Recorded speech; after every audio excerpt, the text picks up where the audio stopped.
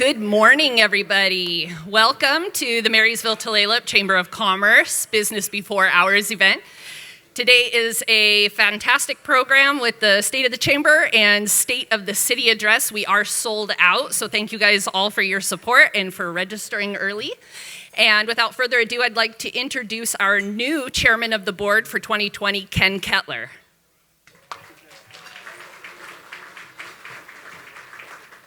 Thank you. What an exciting time for the chamber and the city, and it's great to see, kicking off the start of my year with a sold-out house. There's so much information that is gathered throughout the year that we try to share with the businesses. So without further ado, I'd like to introduce our elected officials. And audience, if you'll hold your applause to the end. Our star of the show today, the mayor, John Nehring, of Marysville. Mark James is here. Camille Norton. Michael Stevens. Tom King, Marysville City Council. Mel Sheldon's supposed to be here from the tribe, so he's probably en route. We have Sid Logan, Snohomish County PUD. Nate Nehring is here, Snohomish County Council. And then please give everybody a round of applause that I introduced. Then we have some board members here. Gloria Hiroshima from the city of Marysville. Greg Kanahan from Marysville Crisis Support. Jesica Stickles, our president. Lynn Reed, Whistle Stop Sweet Shop. We've heard a lot about that place. And Vance Titus, the score. Vance, thank you for being here. Our sponsor today is Realty One Group Orca with Todd Fallman presenting. He's our 2019 Businessman of the Year, and when he gets going, you'll see why. So, Todd, I welcome you to the stage and tell us a little more about what's going on.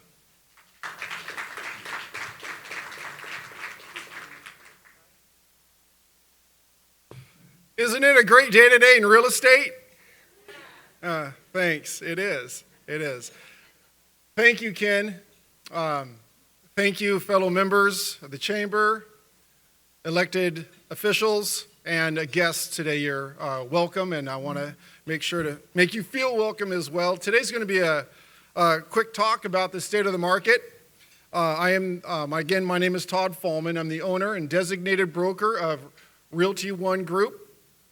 And I'd like to start off with something that's really interesting. About 10 years ago in 2019, the average sales price here in Snohomish County was $311,018.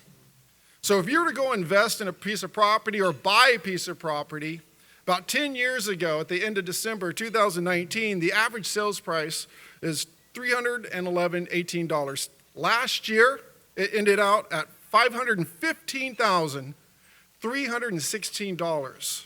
That's $204,298 in about 10 years. That's $20,000 a year in appreciation over the last 10 years.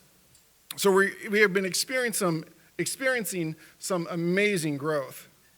So I'd like to, other way. There we go.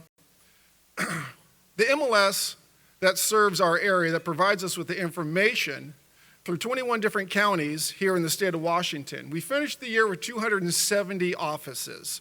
Last year, we finished out at the end of 2018, we finished out with 258 offices. So we've seen a major growth in the number of offices. Here in Snohomish County, at the end of the year, we have 3,766 sales associates. That's close to 4,000 real estate brokers just here in Snohomish County. The concentration of these brokers are going to be found around the southern area and the high populated areas, and here in Marysville, for example, we have 148 real estate brokers. In Everett, there are approximately 348 real estate brokers that are working in these two areas. The closed transactions for single-family homes and condos were 14,384 homes that were sold here in Snohomish County last year. The average sales price, as we've just recently discussed, is $515,316. That is a combination for condominiums and single-family homes. If you were to remove if you're just to look at single-family homes, you're looking at about the average sales price of about $575,000. Here locally, we're looking at about the average sales price of $420,500 here in this area surrounding Marysville. The closed volume is $7.4 billion in volume here in Snohomish County. That's a lot of sales. So if you're taking a look at the number of sales associates of 3,766, and you divide that by the number of closed transactions, you can easily see the average number of sales per broker in Snohomish County is just about 3.88 sales per broker. The top closing months are June and August, which means that May is going to be our top sales month. So if you're planning or considering selling, May is going to be probably the top month that you're going to want to list. April or May. Inventory plays a key role that dictates how prices are going to unfold in our future. Last year, overall, the Snohomish County averaged 1.45 months of inventory for 2019. The National Association of Realtors considers a balanced market between 4 to 6 months. As you can see, we are having a seller's market. Now, we had a couple of different changes over the course of last year. We saw some reports that prices began to drop midsummer around South Snohomish County, and that was true. There was a little of a slump in sales, but it picked up big time at the end of this year and ended up very well. The inventory at the end of 2019, as you can see here, as we roll into January, is just under a month at 0.87. This is setting the stage for an incredible market. I most recently wrote an article in the Marysville Globe, and you can find that in that article, more detailed information if you want to look that up online. It's at the Marysville Globe under the opinion piece, and it really states out some information about what's happening here locally. So the projections in 2020, this is what I believe that we can expect. A stable mortgage interest rates, which provide consumers and buyers the stability and confidence moving forward. We're looking at low housing inventory that's almost going to mirror what we saw in 2017, which was an incredible year for sales. We hit and almost broke all records in 2017, going back close to 20 years since we started that measurement closely through the Northwest MLS in 2007. So we had a major record-breaking year in 2017. We're also heading into an election year, obviously, and that gives a certain degree of people on one side urgency to get something done while interest rates are still low and fixed, and the urgency on the other side to do the same. So what's our side of the coin that you want to toss and it lands, heads or tails, there's going to be a major push into the market to get something done before the election is completed. So we're going to have a very robust springtime market. Economic migration, we're seeing a lot of people move up here in this area because of affordability and the available of houses. And lastly, we have a huge increase of new construction. I want to thank you very much for your attention. And remember, today's a great day in real estate. Thank you.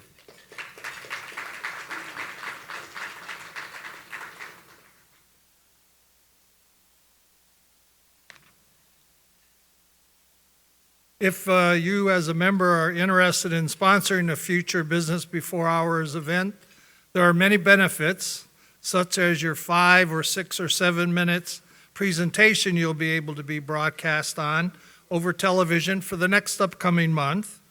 If your membership is at the chairman level or higher, the Business Before Hours sponsorship is included as part of that package.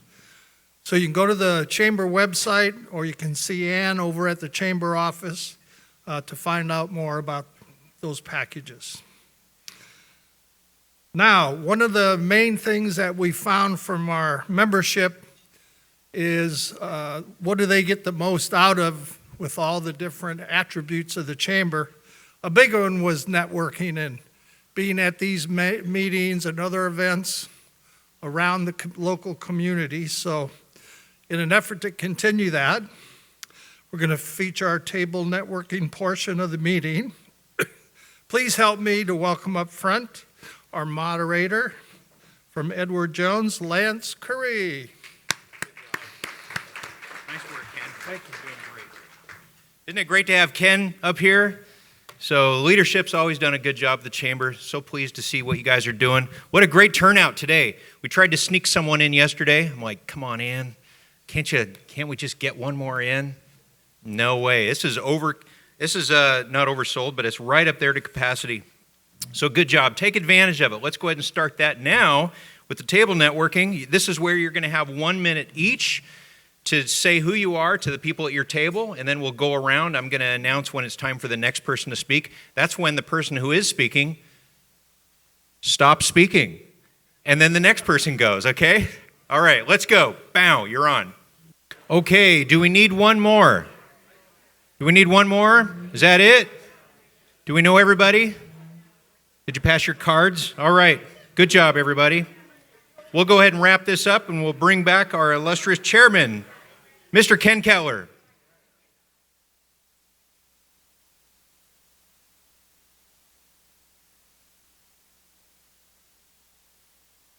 All right, thank you for that, Lance. Hopefully you've met some new members or people in the community. I now have the privilege of introducing our CEO, Jesica Stickles. She's the chamber president, and this is the 5th annual member award or report. And we're aware that the membership is supporting and what successes we have achieved over the past year is her leadership and organization of how she continues to drive the board and the committees to our annual goals. Please welcome me this morning, Jesica Stickles, to the stage.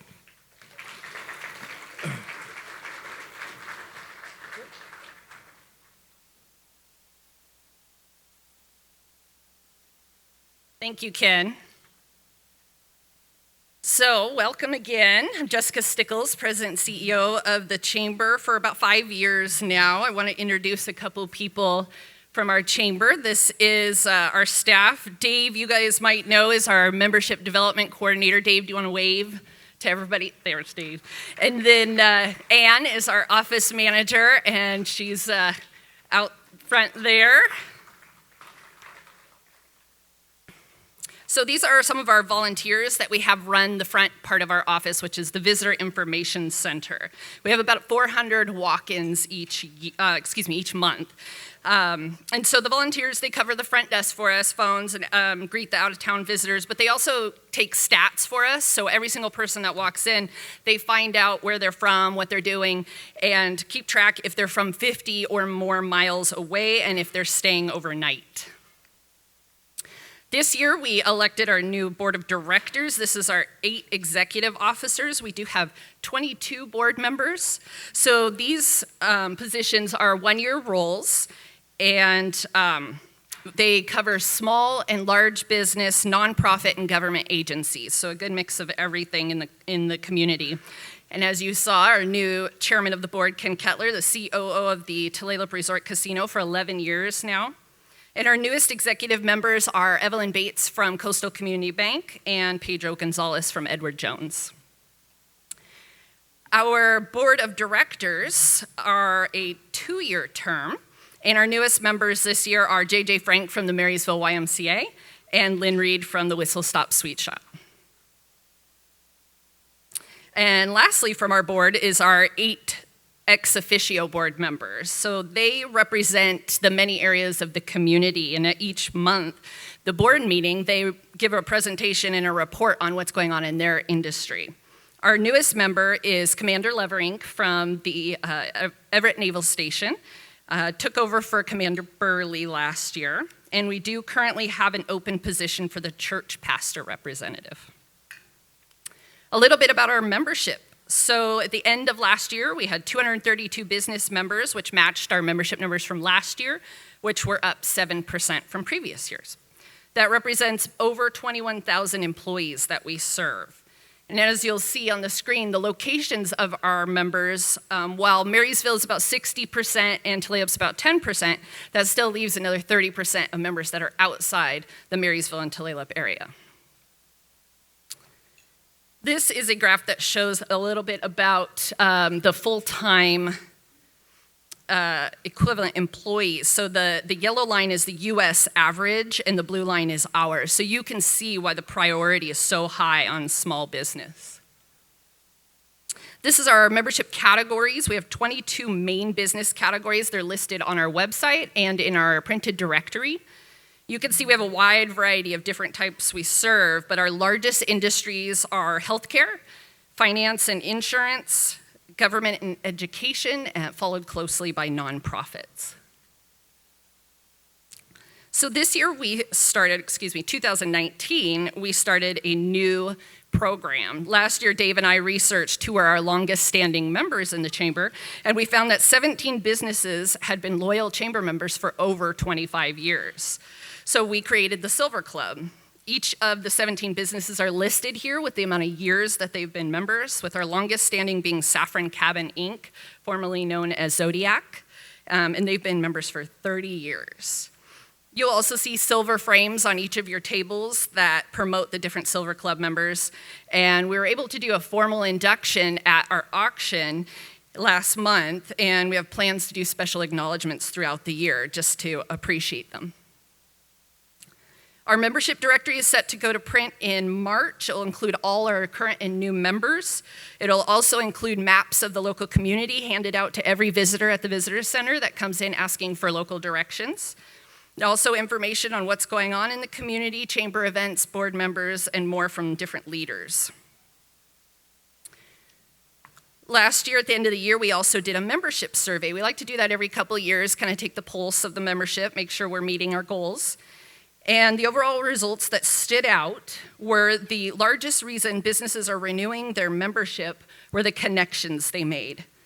Plans on growth show that 36% of our members plan to add new employees this year. The highest rated benefit of being a chamber member is that they are kept informed of the latest business news and issues and connecting with other businesses throughout the networking and referrals. The largest issues affecting businesses right now are finding and hiring reliable, qualified workers. I'm sure a lot of you guys can understand that. So with this information, we use it to set our priorities and goals for this coming year. Now, the best way to get involved is to join a committee. You can always go to all these events and get to know people more slowly, or you can join a committee and get to know other business owners more personally. And you're giving back to your community. So a couple of our committees we have highlighted here. Our events committee, they meet once a month. They plan 3 of our major events each year. The chairman of the events committee is Steve Powell, and they're doing a kickoff meeting on the 5th, it's actually the 6th. And if you're interested, please feel free to reach out to any of us at the chamber. The membership committee meets once a quarter, and they're doing more of the strategizing and planning for future growth. The membership committee chair is Gloria Hiroshima. The Government Affairs Committee meets once a week from September through November, putting together our legislative platform, our resolutions, and then also planning our candidates forum for whatever seats are up for running for office that year. The Government Affairs chairperson is to be determined right now. And then last but definitely not least, our emissary committee meets once a month. They focus more on the member engagement and the networking events. They are the brainchild of the themed B2B events. So if you've been to any of our speed networking events that have these great aviation themes and football themes, that's the emissaries. And the chairman of the emissary right now is Becky Mulholland. A new committee for 2020 is the Military Committee, which was formed by the Board of Directors to serve the 300 sailors on each of the ships at the Naval Station Everett, as well as the many other military branches in the area. Our chamber is currently the sponsor of 2 of the ships. We're a sponsor of the USS Shoup and the USS Kidd, but there are other ships that Everett has on their home base, so lots more to serve. Coming back in 2020 is our Brew and Cider Fest. That's at the Opera House, and tickets for that are on sale online right now at the $25 rate through February. Our 5th annual carnival will still be on the large Tulalip lot between Cabela's and Home Depot, and that's going to be the 2nd weekend in June, so it's just right before the Strawberry Festival begins. We do overlap on Kids Day for the Strawberry Festival, so we try to do some cross-promoting. We also promote at Healthy Community Challenge Day and give out free ride passes. So if you're planning on going to that, stop by our booth. And lastly, our Home for the Holidays dinner and auction, which we just had last month, was hugely successful. I've already spoken with Raritan, and they are very interested in giving another car away this year. So every person who purchases a ticket to come to the auction will get a free entry into a free car. And then last year was our largest fundraising goal met so far. Because of all of you, we made over $52,000. So thank you very much. Yeah, that was fantastic. So I see that Ken's on the stage here, so I'm going to go a little quicker. So a couple of big events that are coming back. The Mega Mixer is the huge event that we put together with all the chambers in the county, a big networking event. Small Business Summit is where we have it at the Opera House, and we've got all the vendors and speakers that are specific to small business, and that is free.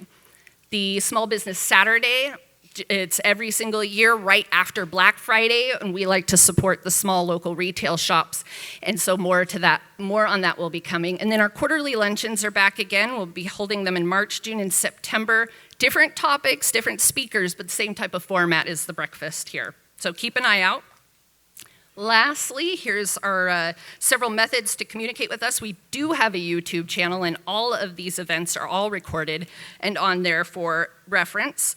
Facebook, obviously, and our e-newsletter comes out twice a week. And I know quite a few of you guys are either new in your role or maybe new in your position. So if you're not already getting our newsletter, please give me your business card and we can get you added. Our website is full of all the information, but mostly the website has the community calendar on it.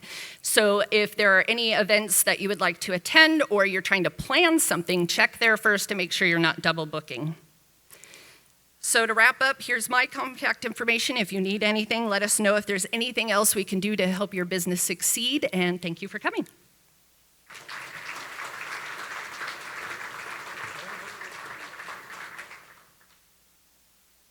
Thank you so much, Jessica, and thank you for your leadership over the years now and the energy that you bring to the chamber and the creativity. When we did interviews and resumes, one of the strengths that Jessica had at other organizations was her ability to create events and support those events with her team. So it's helped us be more successful as a unit within the community and to grow and get better exposure.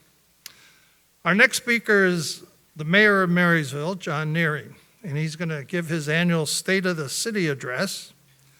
Mayor Nehring has been serving as the mayor of Marysville since 2010, so he's celebrating his 10-year anniversary, 2020. Mayor Nehring is a tireless advocate for the city of Marysville and its many businesses. Please join me in welcoming John to the stage.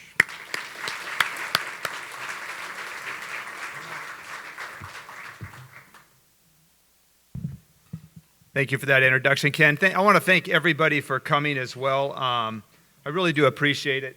This is one of my favorite events of the year, the opportunity to get to share all the great things going on in the community. I got to put my readers away. I may be flipping a lot of pages here. I think Leah blew this up into about 24, 26-point font for me, so that's great.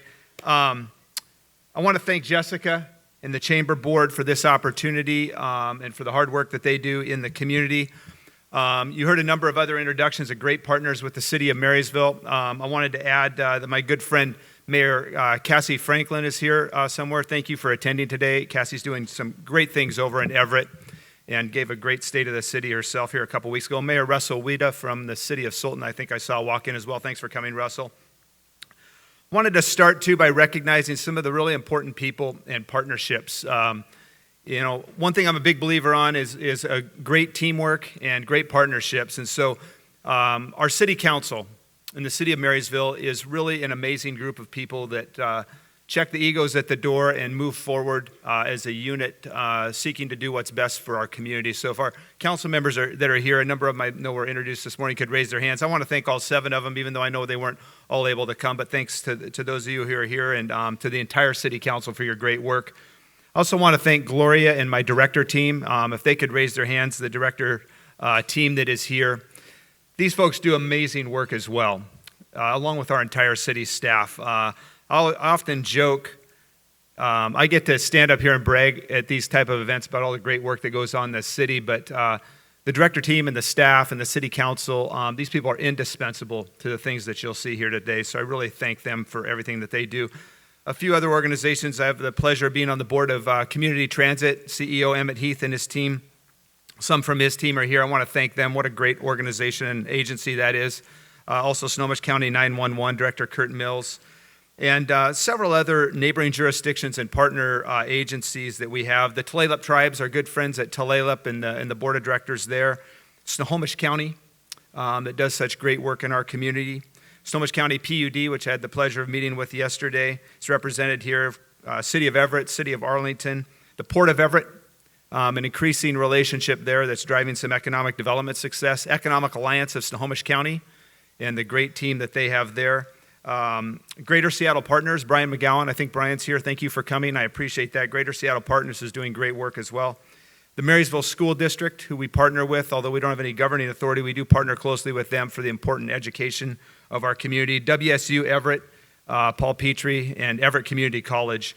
There's so many others. The YMCA, JJ Frank I saw here, does awesome work in our community. And then the service agency, service clubs like the Kiwanis, Rotary, Seroptimus, the faith community, all the churches that are represented here.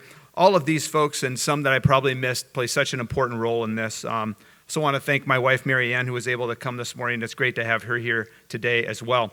So this is called Marysville by the Numbers. That's what we named this presentation. I want to thank Connie Menny, who's back there, who helped put all of this together. Has been working very hard on this for several weeks now. So we always like to start, you get a glimpse there, the ever-growing population. We're nearing 70,000, as you can see now. 17th largest city in the state, second largest in the county, right behind Everett there. And so when you look at that, it's important then to go to city budget, and that's where we start the presentation. What does the city budget look like? And that gives you an idea, that pie chart, of where our revenue sources are. As you can see, the breakdown there, you'll notice that about 35% of it from property taxes and then 27% from sales tax. Those are the largest portions. We do a 2-year budget. It's a $352 million 2-year budget. About $189 million was spent in 2019. The council will be working with the council to put together the 2021-22 budget this year, and we'll put together something that we hope that will serve the community well, just as this past budget has. When you look at city budgets, it's interesting because public safety is by far the largest portion of a city budget or a county budget, and that's the case in almost every city. Ours is about 2/3, about 66% of your city tax dollars go to public safety. And I think if you talk to the community, I just ran for re-election and was on a number of doorsteps throughout the community. That is the priority of your community, is public safety. And so that's why those dollars are spent there. That's where the need is. We're going to spend a significant amount of time here on public safety because of that. I want to thank our police department for the amazing work that they do in this community. This is not easy work. We have a very targeted policing strategy in Marysville. We actively seek to drive crime down every year. I want to thank Chief Goldman and his entire team. Crime is down nearly 9% in 2019 here in the city of Marysville. And if you look at the last 5 years, and that bar chart kind of shows it for you there, it's down about 35% overall over those 5 years. That's amazing work. They've handled just over 71,000 cases in 2019. And we're in a hiring spree. It's difficult to hire police officers right now. It's a competitive environment. Police officers put up with a lot. And so we are trying to fill open positions, which isn't easy. We have a great team that's challenged with doing that. We hired 4 new officers and 2 new custody officers in 2019. We plan to hire at least 5 more officers this year to get folks out on the street to continue to drive crime down. The next slide will show you our jail and custody priorities. And so, one thing that's really valuable for a city, and we're, I believe, one of only 2 cities in Snohomish County that has our own jail. So it's not a glamorous thing. We went to the voters last August and asked them to fund a new public safety building in jail, and they did that. And I think our voters recognize the fact that the reason we're able to prosecute and get a lot of people off the streets for what may be considered in some cities low-level crimes is because we have a jail we can take them to. So you commit crimes in the city of Marysville, we don't play the catch and release game. We will catch you, we will prosecute you, and we'll put you in jail. There's accountability here. We believe in that. Our voters are helping us to fund that. And so, we don't like the fact that we have to put people in jail, but that's the reality of the world that we live in. Another aspect, I think, that ties in real closely when you're talking about driving crime rates down, and things of that nature, is code enforcement. Code enforcement, one of the things when I first became mayor, one of the things a lot of the community said was, let's clean up Marysville. That was kind of the thing. Let's just clean up Marysville. And it's so encouraging. I got an email just last night from an individual in our community that actually said when they moved here, they were embarrassed to bring their family here with certain crime and drug issues and just the community not looking the way they wanted. And they said, kudos to the entire team that this community is one that they're very proud of now. They bring their family here. The crime and the drugs and all those things, a lot of those things have been cleaned up. The neighborhoods have been cleaned up. It was just a really neat and encouraging email. It was timely, too, coming into this State of the City speech. But she just really wanted to recognize us to know, the entire team, that it is being recognized, the work that's being done.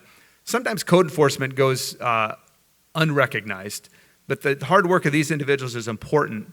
When trash and garbage and things of that nature are allowed to accumulate, old rusted out vehicles, things of that nature, it sends a message to the community that you just don't care, that your community doesn't care what they look like and things of that nature. You can call it the broken window theory, whatever you want to call it, but we set out to really change that here in Marysville several years ago.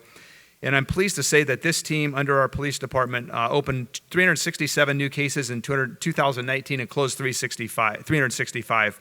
They work with a range of things: nuisance issues, boarding up vacant homes that would attract squatters, old rusted out cars parked in right of way. The key being it's the idea to clean up our community. Another important aspect, and one of the most popular employees of Marysville, 2 of the most popular employees of Marysville are our 2 dogs, Copper and Steel. They get a lot of recognition. They're out on Facebook a lot, and they do great work. And the officers that work with them are phenomenal. They joined 82 patrol cases in this past year and successfully tracked 51% of them. So these dogs get after it when they're called into duty. 174 of them were narcotics cases. They recovered helped us recover meth, heroin, cocaine, and other drugs. $45,000 in currency and 12 illegal firearms. Moving on from the canines to our school resource officers, this is critical as well, to getting into our schools, not only for the safety of our schools, which is obviously critically important, but meeting our youth where they're at, in the schools, where they're struggling. Some are dealing with a lot of things that many of us didn't have to deal with in school. I've spent a decent amount of time with our school resource officers. I've been up at events where they interact with our students. It's an amazing thing to watch. This is a photo here that kind of shows you what goes on. But our resource officers are in the school every single day. They are engaged in, this past year, in almost 500 different school activities with our middle and high school students. They continue to work on crucial things like anti-bullying, suicide awareness. There's a real suicide epidemic amongst the youth of this country right now, and other initiatives. They also conducted, this past summer, our 3rd annual police academy. I've been to all 3 of these graduations. The really neat thing about this, if you go to one of these police academy graduations, they always have 3 or 4 students get up and speak. And I think every single year I've heard from a student who said, I did not want to come to this academy. My parents made me go or whatever. Came reluctantly, wore my flip-flops the first day so I wouldn't have to participate in things. And by the end of that academy, by the end of the week, some of them are almost in tears and saying the bond they've formed with the police officers there. Some of them say, I want to make policing my career. But we're taking students that might otherwise view the police as some form of opposition and connect with them in a very real way, which will last for a lifetime, hopefully, and also influence the other students in those schools. So thank you to them. So when you look at policing, of course, a lot of it's reactionary, right? We have crimes committed. We call 911. The police deal with it, or police are just dealing with crimes all the time.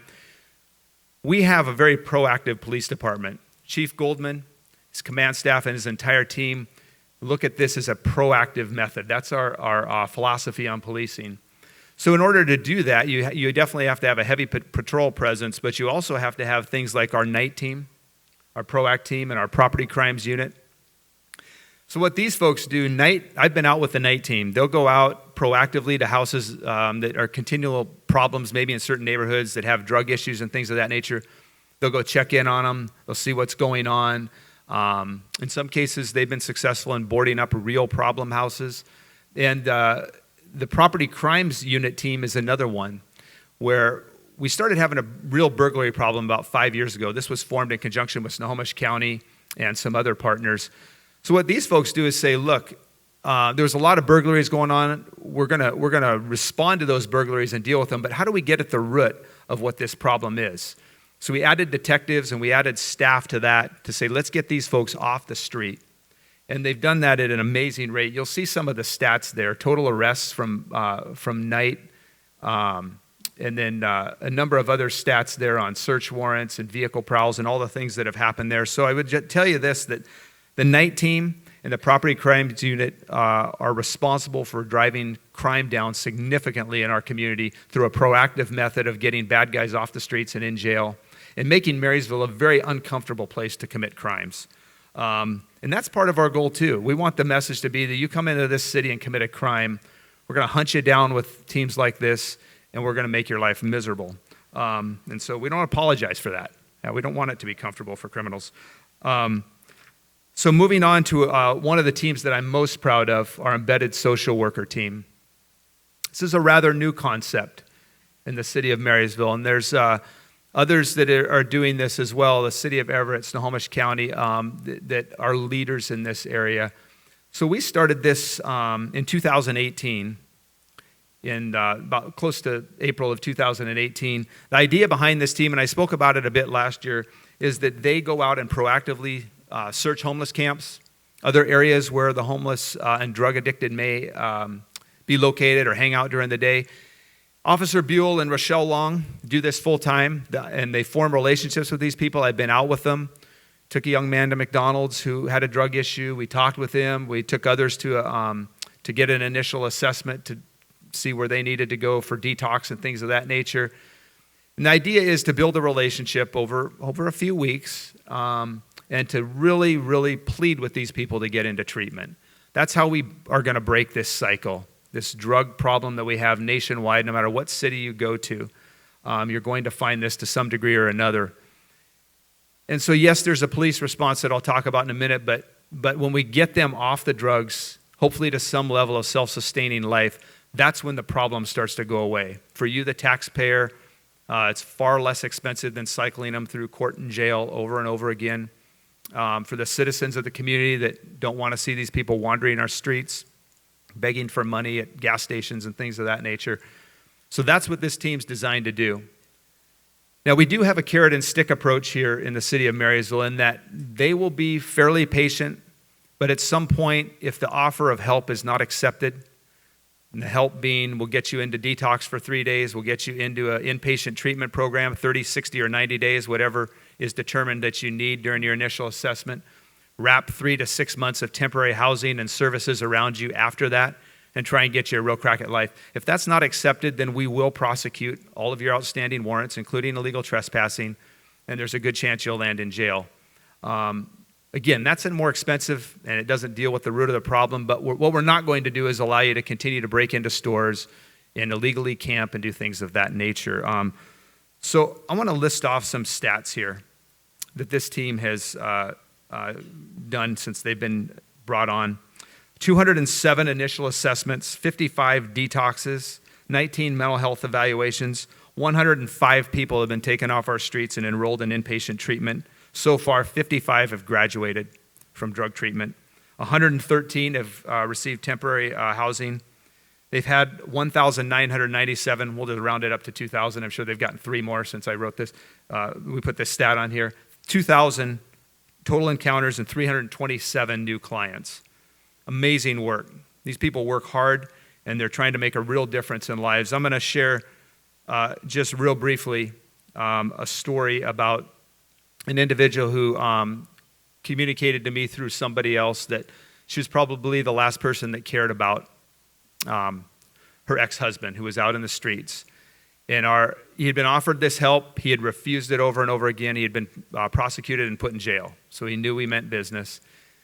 So she communicated that he was now detoxed and in a better state of mind and was asking us please to give him a second chance at that opportunity to go into treatment. Of course, we sent, this happens quite a bit actually, we sent Rochelle and them back up into the jail, and they pulled a lot of strings, got him into treatment. He's now out of treatment. I've received 3 communications back since then over about the 6-month period. The first was he was back with his kids at Little League games, things of that nature. The second one, he was actually contributing to these things financially. The third was a couple months ago, I think around Thanksgiving, that he had gotten a job and was now back really kind of stable and in a part of his family's life, financially contributing and all that. And this individual said, thank you to the city of Marysville, posted publicly at one point, thank you to the city of Marysville for this tough love approach that meant that this individual got a second crack at life. Had we not had the tough love approach, just said, well, he doesn't want the help, leave him under a bridge, he'd either probably be dead or still out there strung out on heroin somewhere. So that's why we do what we do. Another crucial piece to this is mesh housing, micro emergency shelter housing. We've opened 5 of these houses throughout the tenure in the city of Marysville. Not all of them are currently open, but over the history, I think we have 3 that are currently open right now. We're looking to open more. We seek partners that would partner with us to open more. These are city-owned houses that are designed to house people that have been through some kind of program and need some more time in housing to get back on their feet. The Everett Gospel Mission is a great partner in this. 2 of those houses have referrals from the Everett Gospel Mission. We don't ask where they're from. They're probably not from Marysville. That's fine. We get a lot of benefit from programs outside the city of Marysville. So it's a partnership. The third one that we just opened, I wanted to connect to our embedded social worker program. So that one directly takes people that have gone through treatment through our embedded social workers and need more time in housing to get back on their feet. So a great thing there. So public safety also consists of fire. Chief McFalls and his team are phenomenal. 14,000 calls for service this past year, average response time of 6 minutes and 47 seconds. They transported 6,000 patients to the hospital. They deal with a lot of the same problems that we talked about there with the embedded social worker team. Investigated 27 fires, completed over 1,000 fire safety inspections. And the good news that just this last week, I think this was in the paper yesterday, is that the entire fire district area has earned a Class 3 rating for its service area. 1 being the top, 10 being the worst. Class 3 means that insurance rates and things of that nature will go down for homeowners due to that work. So great work by our fire and EMS teams and Chief McFalls. Municipal Court, kind of the third prong of public safety, 13,265 cases last year, almost 8,000 from the city of Marysville, the rest from our partners in Lake Stevens and Arlington. This gentleman you see pictured right here is a really neat story. We have a MAP Court, a mental health alternatives program for people that maybe are struggling with some of the things that I mentioned earlier, mental health issues, maybe even some substance abuse issues, where our prosecutors, our judges, and our defense attorneys come together and say, hey, this person, such as this one, is a good candidate and willing to go through about a year-long program that will get him or her back on their feet without taking the incarceration route. So it's not for everybody for sure, but this was a neat story. I went to his graduation. He had a number of family members there that he had reconnected with. He was near tears at the opportunity he had been given to do this and get back on his feet. and he's now a real success story. So we're proud of the work done there, the compassionate work done by our team there. Moving from public safety on to infrastructure and economic development.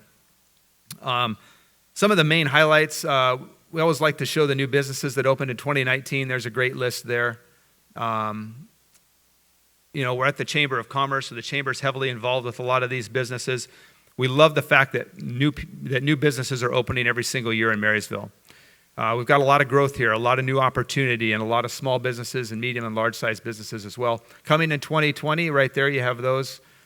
Chick-fil-A is going up there on 88th, so we'll look forward to that, as well as a number of others that a lot of people ask me about. Webb Industries down there and Salacia are in our Cascade Industrial Center, which we'll talk about a little bit later. Actually, we'll talk about it right now. This has gotten a lot of attention over the last several years. So we talk about live, work, play in the city of Marysville. I think we do really good at quality of life. We have a lot of recreational opportunities in our community. What we need to improve on is family wage jobs. There's a lot of communities around us, like the city of Everett, even the city of Arlington, that have some good, solid manufacturing jobs that people can earn a family wage in. So we're trying to develop that right here in the city of Marysville. That's the idea behind the Cascade Industrial Center. And a lot of folks here today, like Greater Seattle Partners, Economic Alliance, the Port of Everett, Snohomish County, have really partnered with us to make this a reality. Puget Sound Regional Council determines these what are called manufacturing industrial centers throughout the Puget Sound. This was only the second one in Snohomish County, right here, the Cascade Industrial Center, from about 128th in Marysville, just to the east of State Avenue, all the way through the Arlington Airport area and a little north of that. That is the 4,000 plus acres of the Cascade Industrial Center, all zoned for light industry and manufacturing. It's been protected by us and our city council for a number of years from just being turned into rezoned for housing or things of that nature. It's been protected for this for a long time. It's critical because I think what we need to do in this community is provide a way for people, if they would like to earn a family wage and not have to hit I-5. We shouldn't be sending everybody south and east to their job, an hour and a half, 2 hours on the road to work, and the same on the way back home. A lot of time away from their families, time that could be spent being more involved in their community. And so that's the idea behind this. Really proud of this effort. The official designation came last June, and already we have a number of entities interested in this. Webb Technologies, which is a carbon fiber aerospace company, is committed to building a plant out there in the Cascade Industrial Center that should open in 2021. Salacia Food Processing is already being built. That was one of the ones listed under the new business as well. And a number of others going up in the Arlington area also. This has the potential to create 10 to 15, 20,000 family wage jobs over several years. It won't come up overnight. And I'm really pleased with our recent partnership that was formed officially with the Port of Everett here about 2 or 3 weeks ago. The Port has a lot of resources to help bring these as well, and our partnership with Economic Alliance and Greater Seattle Partners. So this is a big deal, and we hope that we'll realize some great jobs for our community. MI5 building is another one going up there that'll create some space as well. So transportation, when you talk about growth and new jobs, you've got to deal with transportation. First, I wanted to talk about just some of our preservation projects.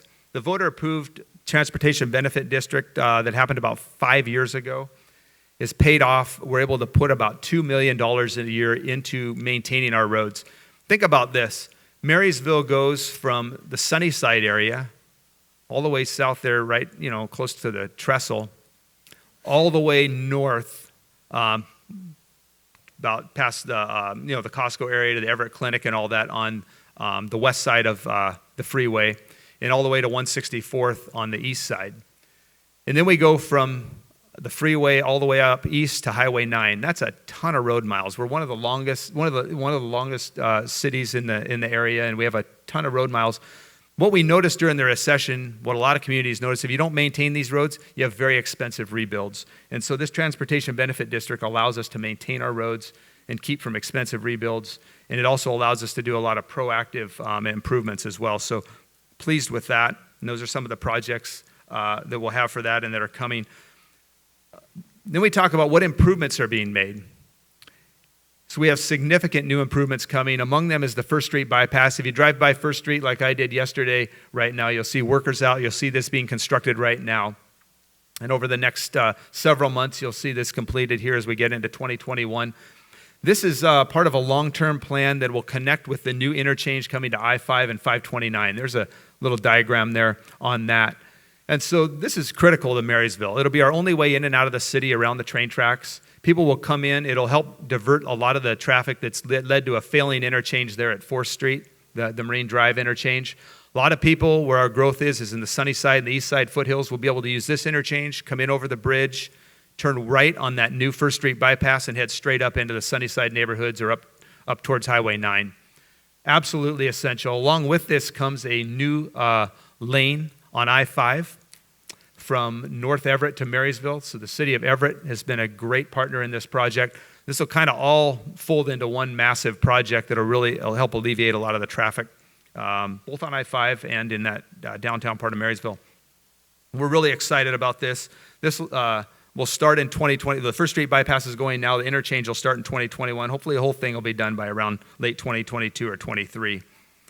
It'll also free up the 4th Street exit so that those that need to use that will have less traffic to deal with. State Avenue, what are we doing on State Avenue? Well, I'm excited to say most of State Avenue is 5 lanes now. There's that one gap from 100th to 116th that is not. The big challenge has always been, how do we deal with that bridge from 100th to 104th there? How do we deal with that segment? Our Public Works team's done a phenomenal job to help plan for this and went out and got a state grant to pay for about half of this project that will widen 100th to 104th. And after we get that done here, what we hope to do is go back to the state and look to get grant help and also widening the rest of State Avenue, which I believe we'll be able to do. And then you'll have an entire 5-lane corridor for state from north to south. So this is phenomenal. We expect the construction on this part to be done in the fall of 2021. It's underway right now with planning and design. Trail extensions are another priority for the city of Marysville. We completed this, what you see pictured here, this trail adjacent to Sunnyside Boulevard, kind of the other end of the EB Waterfront Trail that you get on from our waterfront park there.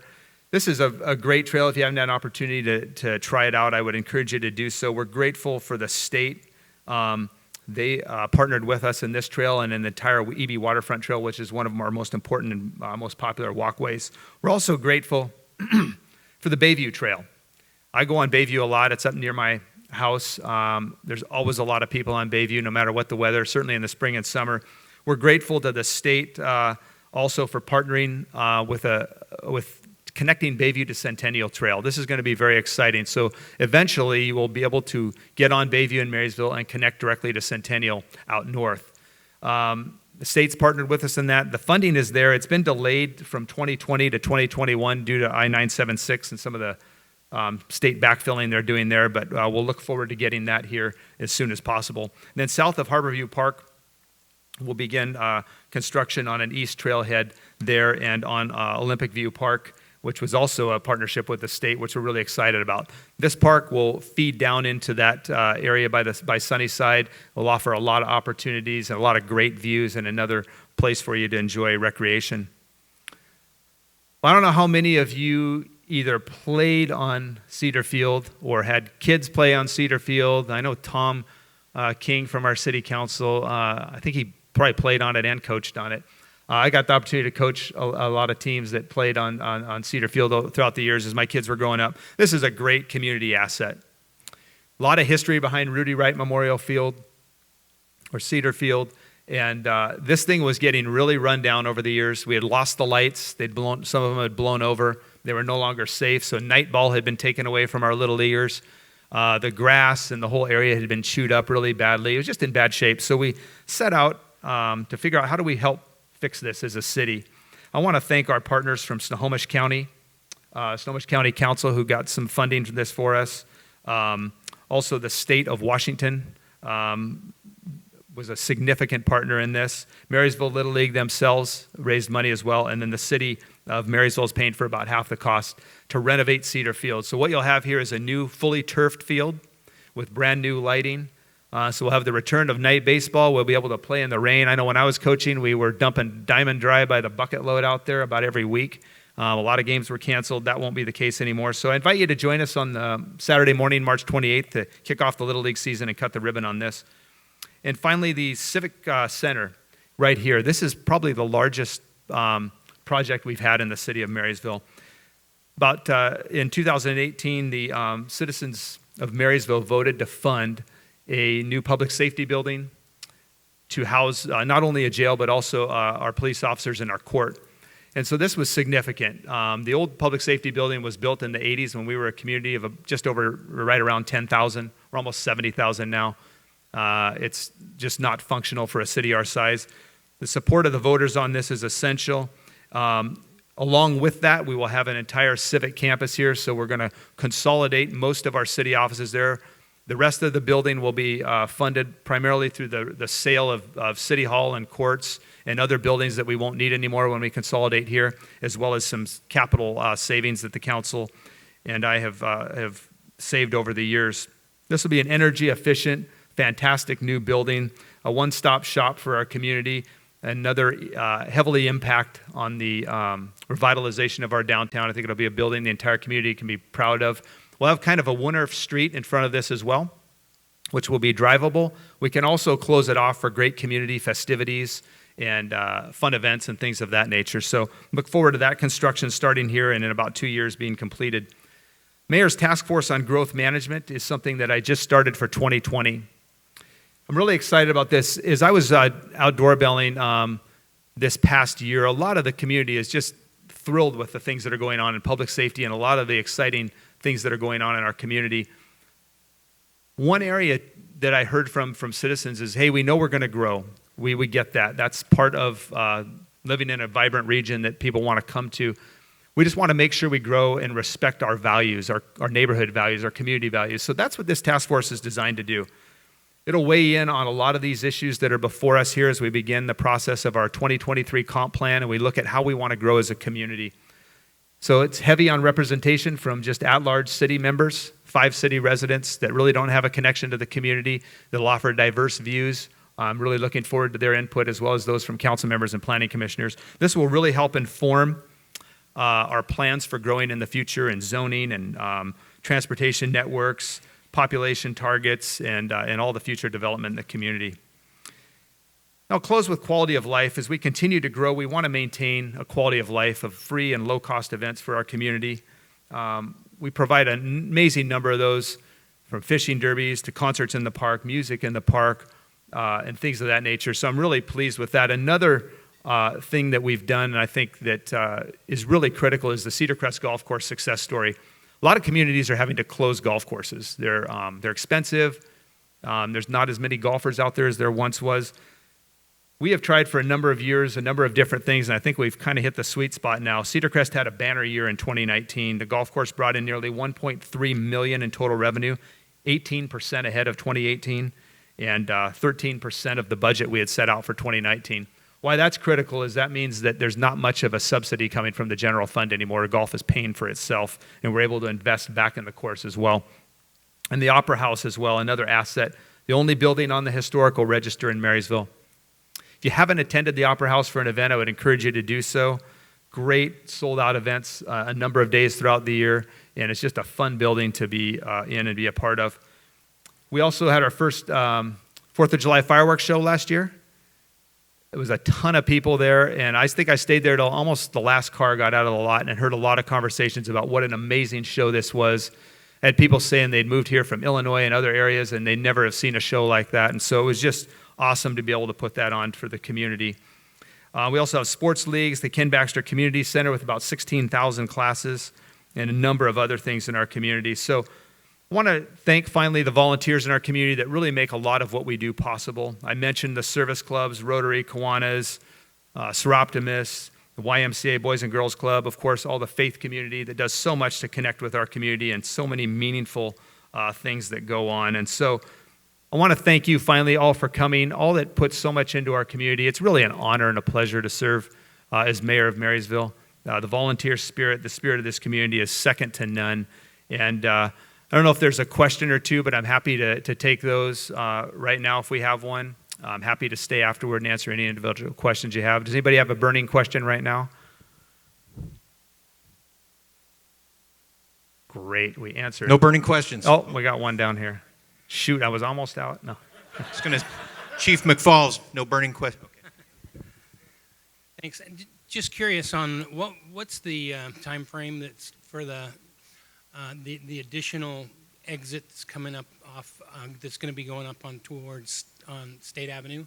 Yeah, good question. So the I-5-529 exit that will come on to 529 and come into Marysville over the new bridge that I talked about, the construction is slated to start in 2021 and should be open by 2023.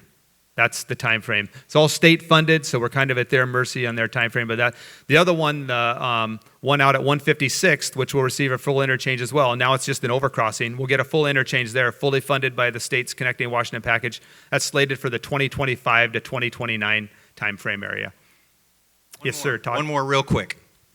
Thank you, Mayor. My question is, you mentioned revitalization of the downtown area of Marysville. What other plans are in the near future or far future to revitalize that downtown area for public use and commercial? Yeah, great question. Great question. So downtown, we do have a significant downtown revitalization plan. We've already started that, the 3rd Street makeover, kind of the 1st Street work that was done. This Civic campus, I think, will offer a lot of opportunity for private sector business to come in and build off of that. The waterfront, I think, is key as well. The EB Waterfront Trail, which is a regional attraction really now. And then on the other side of that, on the west side of state, we plan to make that into a park area, as well as hopefully some mixed use. Some apartments and some on top, for instance, and retail on the bottom, things of that nature.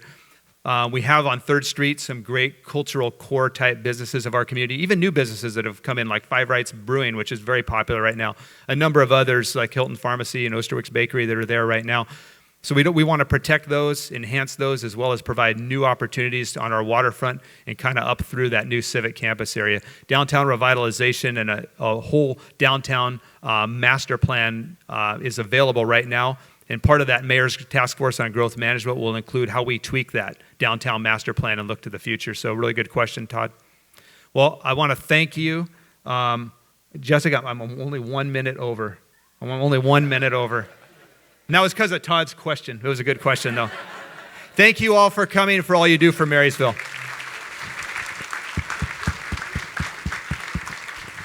Very proud of you, Mayor, and your team. You guys are doing a great effort. Mayor didn't mention, but a lot of this super information is available online. They have a great website. Some of the questions, the plans for the revitalization, it's all online. There's great videos, great artistry there. It's very inspiring, actually, to go to the website and see what the city's doing, and you'll really see that there's a lot of energy. I'm impressed. I'm so impressed. The city is a very busy place.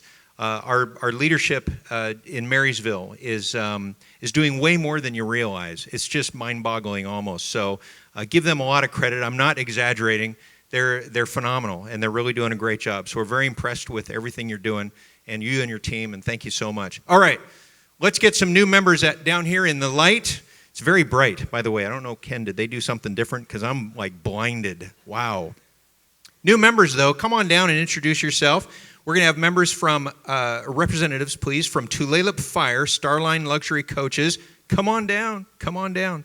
Ty Peck Farmers Insurance, American Family Insurance, Jesica Barrera, Smoky Point Self-Storage, Marysville Paint, Serve Pro Snohomish, Marysville Strawberry Festival, Red Jackets. Come on down. 1 minute or less. I won't go over. Thank you. My name is Lisa, and I am with Benjamin Moore Paint at Marysville Paint. We are Snohomish's only family-owned independent paint store. We carry products from Sickens Paint, PPG, and Benjamin Moore. We work with residential homeowners, construction companies, developers, and painters. We can get proposals, bids. We do paint for the casino. We can help you with your color matches. Stop by. We're on Grove Street, and we are so excited to be a part of the Chamber. Thank you. Thank you so much.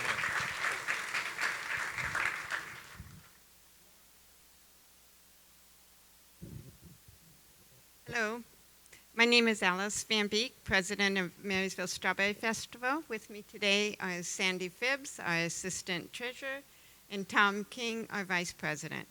We're very excited about being part of the Marysville Tulalip Chamber of Commerce as we hope to get more involved in the community. One of our big things that are coming up is our royalty pageant. It's going to be on Saturday, March 14th at the Marysville Pilchuck High School Auditorium.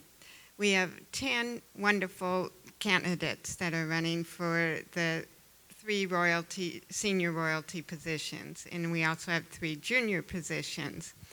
The Strawberry Festival will be held starting Saturday, June 14, with Kids Day in the Park, and ending Sunday, June 21, with the Grand Parade on Saturday, June 20th at 7:45. We'd love to see you all come out and enjoy some of the events that will be going on through those 10 days. So thank you. Yeah, I appreciate that. Okay.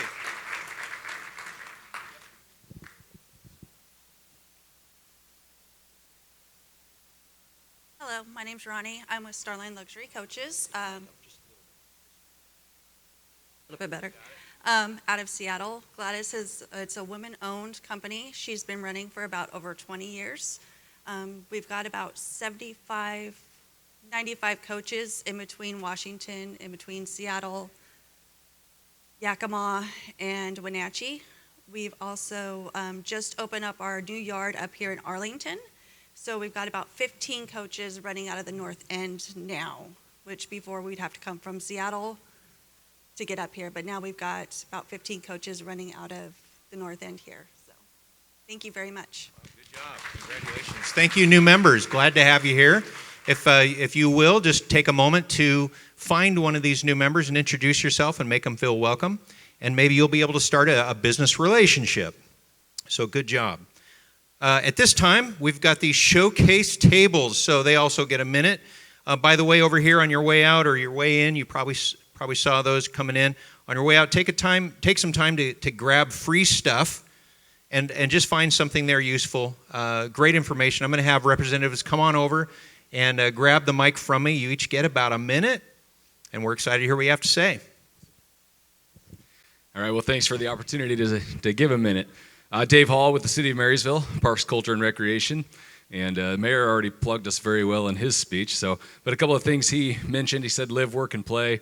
We're a big part of that play, being the recreation industry that we are. And we have 35 parks for you to go play in. People don't know that there's that many parks in our system, but get out and check them out and go play. He mentioned our trails a little bit. EB Waterfront Trail, talked about the Bayview Trail. So get out and check out those trails if you haven't done that as well. So just really excited about what we have to offer.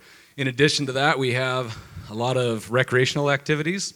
We have our summer programming just around the corner. We have a lot of events at the Opera House. Some of you in this room have helped partner with us to put on those events at the Opera House. We're very thankful for that. That building is also available for rent. You can host corporate events there, parties, weddings. It's just a really, really great venue, as a lot of you have been there and seen it. And if you haven't seen it, come out and check it out.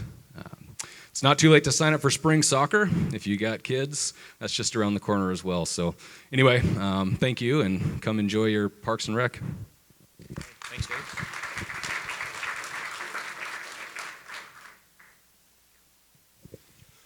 Good morning. My name is Gary Jennings. I'm with Sprague Pest Solutions. We're located here locally in Marysville. For those of you I haven't had a chance to talk to so far this year, I wanted to wish you all a Happy New Year. In life, in business, we all get so busy. We go into work. We want to make sure that we're talking to the right people. We want to make sure that we're getting all of our business goals accomplished and all of our deadlines met. Sometimes you get so busy you don't even talk to the people that's in your own office. At Sprague Pest Solutions, the technicians are required to check in with somebody at the beginning of the service, as well as check out with somebody at the end of their service to make sure that we're talking to the most important people in the room, the eyes and the ears in the room. That's you. So with that said, Sprague Pest Solutions, if you don't have a technician that's checking in with you regularly, make sure you give us a call. We'll be happy to help you out. Thank you. Good job, Gary. Thank you. Yep.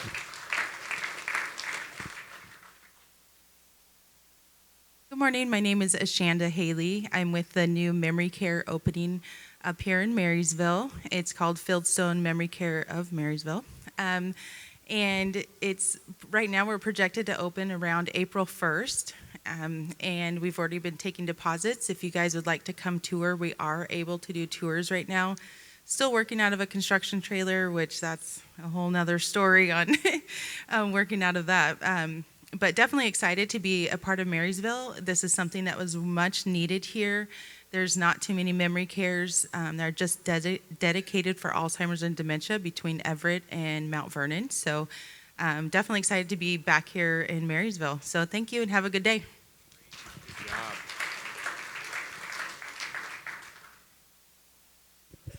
Hello, I'm Jessica Shaw with Sherwood Community Services. We're a nonprofit in Lake Stevens, and we provide early intervention and vocational services to children and adults with disabilities throughout Snohomish, Skagit, and Island County. We have a couple of exciting things coming up. We've recently partnered with Malicious Women Candle Company to create a custom branded candle infused with inclusion.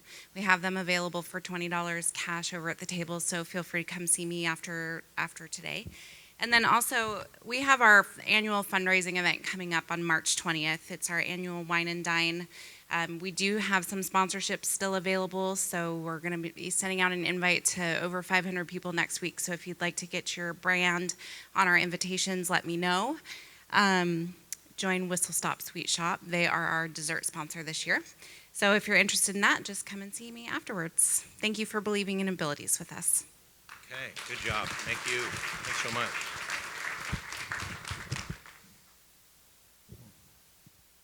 And the showcase tables are a great opportunity. You do have to jump on it. So each table over there, they get to come in a little early. They get to set up, put up great things on their table. I think it's only $25, and you're on. You get a mic, a minute on the mic. You get a great table, super good face for your company. So we got to jump on it. So if you want to do that, the early bird gets the worm, as I did not get mine this time. So good job, you guys. I think I almost took a minute to say that. All right, roving mic. So roving mic time is for members to give announcements on sales or events coming up. Also, anyone who uses roving mic time to do a kudos or a testimony for another chamber member company will get to put an additional business card into the prize drawings. Come on down. Let's hear what you got to say. What's going on in your company, your community?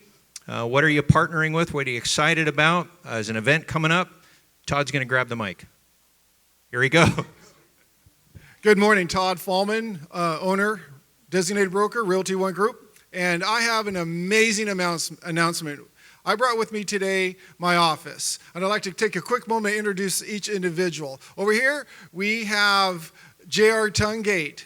We have Kathy Woods. We have Kathleen Griffin. We have Reggie Zumwalt.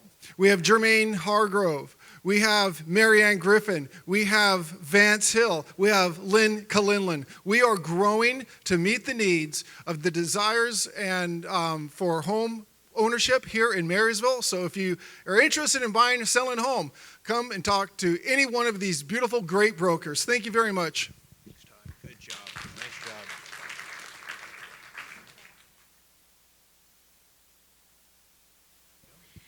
Hello, Tina Hudon with Daily Realty Group and the Seroptimus of Marysville. And just a quick announcement, we want to put on your calendars. I know it's early, but save the date. Our annual auction is October 24th this year.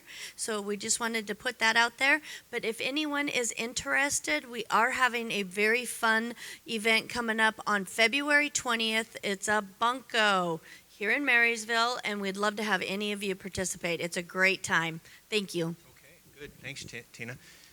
And I also, thank you, Tina. I forgot to say also, though, that this is a good time for those who are going to be giving away a prize drawing to go ahead and make your way over to the staircase over there and begin to line up and bring your goodies. And we'll get right into that after Roving Mike. Thank you. Frank with Real Property Management. I would like to make a shout out to Kim Thompson. Everybody probably in here knows Kim Thompson.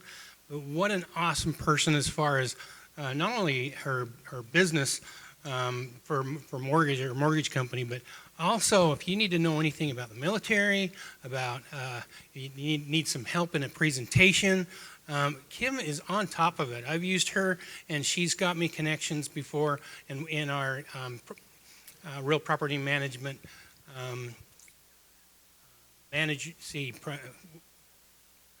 What's that? Sorry, what do we?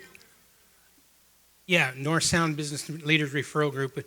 But she's been awesome in helping our business whenever we've needed something like that. So a shout out to Kim. Thank you. Did you want to put in an extra card? Oh, do I get an extra card in here? Yeah, you got to put it. No? So yeah, you give it a kudos, and you get to put in another card for the drawing.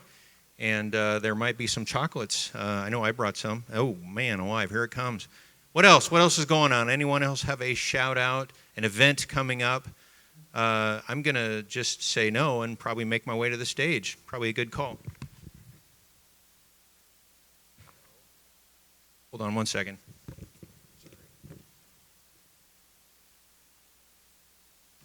Thanks, Ken. Come on up. Okay, we'll make this transition here. So you have to be present to win. That's a rule. Come on over here, Ken. What have we got? Okay, because what is it? Tomorrow's February 1st already.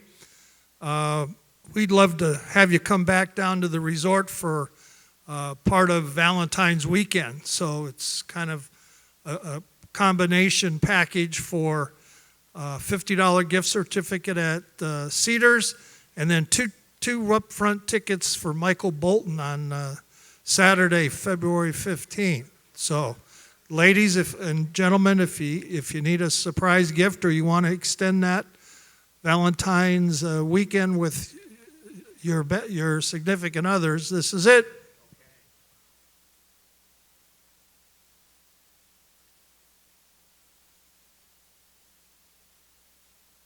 Aaron Bale, Computer Support Services.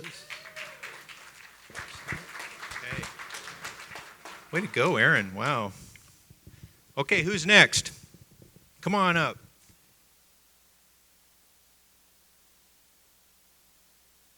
Thank you, Ken. That's a tremendous, tremendous offering. Really appreciate that. Appreciate everything you do. Okay. Ashanda again. I put together a basket that is full of stuff that's helped to ward off Alzheimer's and dementia. So there's dark chocolate, there's red wine, walnuts, there's wine glasses, and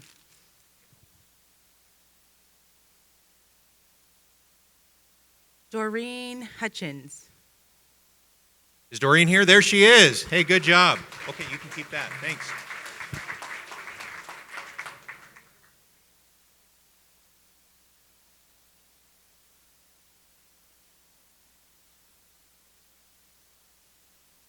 Jessica again with Sherwood. I have a bottle of wine and two registration reservations, so basically 2 tickets to our Wine and Dine event.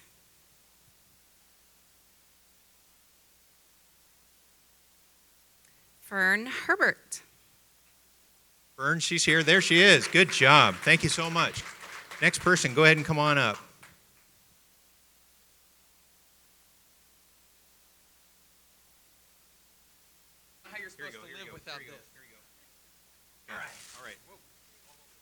Appreciate it. All right, so we have got a dinner to Olive Garden, Regal Cinema tickets. We have some Martinelli sparkling cider, some chocolate roses, and to help you guys keep up with Todd Fallman's unbelievable energy, we got an energy drink for you too.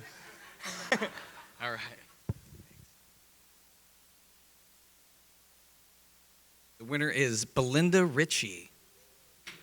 There she is. Good job. Thank you so much. Great. What a super gift.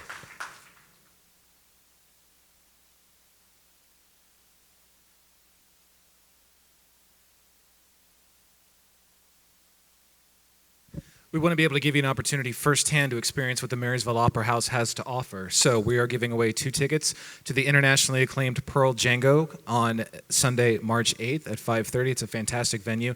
Give you an opportunity to see the Opera House in action. Wait, what was that called again? Pearl Django. Pearl Django. Is that a dance troupe? Live entertainment.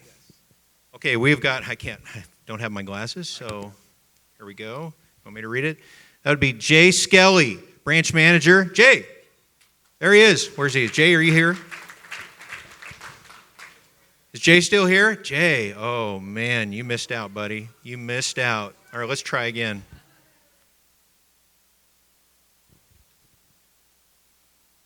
We got Nicole Amor. Nicole Amor. There she is. All right, good job. Thank you so much.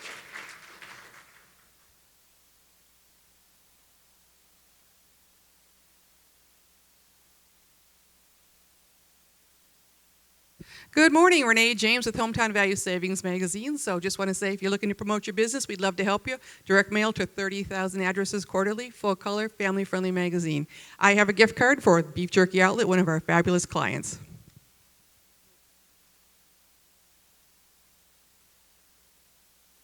Yeah, and it goes to Ashonda from Fieldstone. Is she here? Oh yeah, there we go. Okay, good. Good job.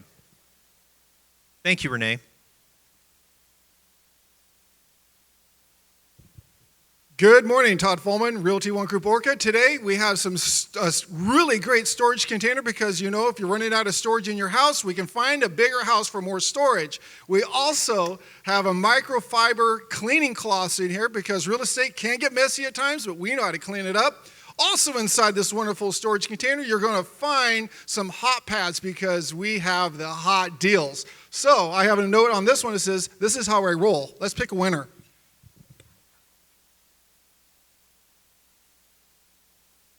Kathleen Galbraith. Yes. Oh, okay, good. All right. Thank you. Good job. Thanks, Todd. Great gift. Good energy. You're right. Hard to follow that guy. All right, Gary Jennings, Sprague Pest Control. I've got an attempt at a date night package here with cocoa. I've got some chocolate-covered marshmallow stir sticks, stuffed mouse, some chocolates, and some reading literature if you get bored afterwards. And a beautiful basket. And a beautiful basket.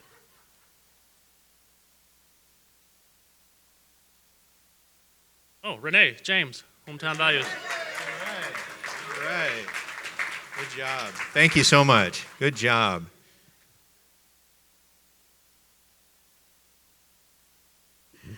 This is a bag of treats from Marysville Strawberry Festival. We got a couple bottles of wine, strawberry jam, and some strawberry shirts and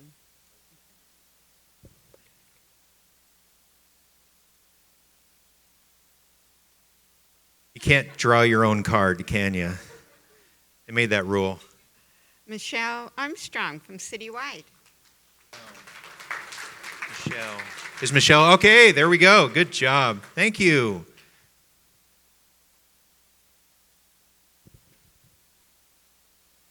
Good morning. I'm Jan Olson, a 27-year resident of Marysville, and I'm proud to work for Volunteers of America, Western Washington.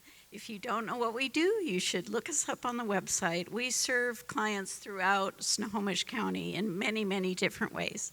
And I didn't know this was such a big deal, so who can't use a t-shirt and a water bottle?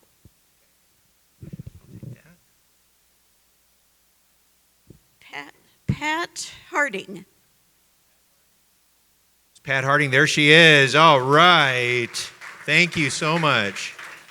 Great. Hi, I'm Tanya with the Goodwill Job Training and Education Center and, of course, the Goodwill Retail Store. And I just want to remind you that they will be having a big truckload of Valentine candies come in this week if you want to pick up some. Is that what you're offering? No. Two $20 gift cards, so two different pulls here. Robert Aguilar for store manager of Beef Jerky Outlet. And is he gone? No, he's here. It's not a good meeting if Robert hasn't won anything.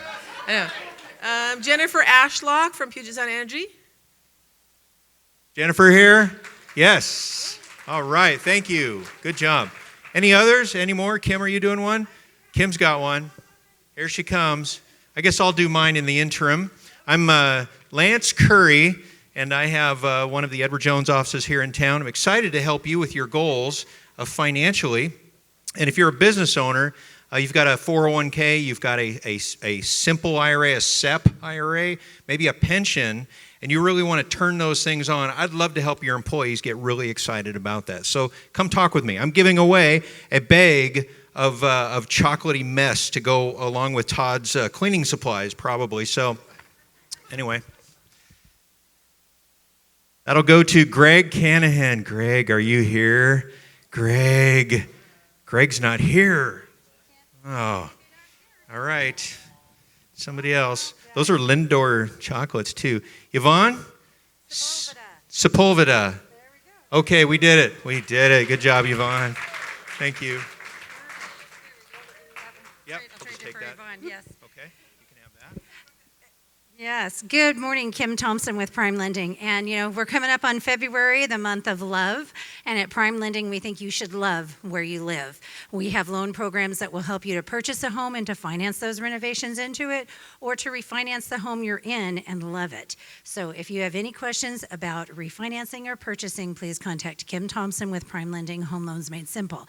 And for the month of love, we've got something to keep your other person happy, some chocolates and some wine.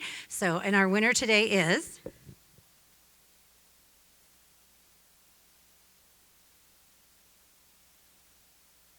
we have Joanne Acton with Grandview Village. Joanne here? Okay, good job. Thanks, Kim. Way to go. All right, everybody. I'm going to turn it back to Ken, and he's going to have a few more good things to say. Thanks so much, Ken. I'll keep that. Thank you, Lance. Great prizes today, and like I said, it'll kick off a lot of Sweetheart events coming up in the next 2 weeks. We want to thank today's sponsor, Realty One Group, Orca and Todd, and your team. You brought the whole team down. That's cool. We want to thank our presenters today, Jesica and the State of the Chamber and Mayor Nehring with the State of Marysville. Great job, and both the city and the chamber working together, and the healthiness of this area shows, again, through your leadership and your teams. We want to thank you to the chamber volunteers and the emissaries for all they do and their help today. I want to thank the resort for the best breakfast in Snohomish County, and the crew. Service is always wonderful. And again, a big thanks to you, our members, for your ongoing commitment to this great business community and our chamber. Upcoming events, as Jesica had mentioned in her presentation, next month's Business Before Hours, February 28th, B2B, business to business, speed networking. Theme is 2020, Vision of the New Decade. Probably never heard that one before. Emissaries committees meet the third Friday of each week, and then we're kicking off the events committee this Wednesday at the chamber office, February 6th. So thank you again for attending. Have a great weekend, and we'll see you at one of the meetings or committees, and for sure next month. Thank you again.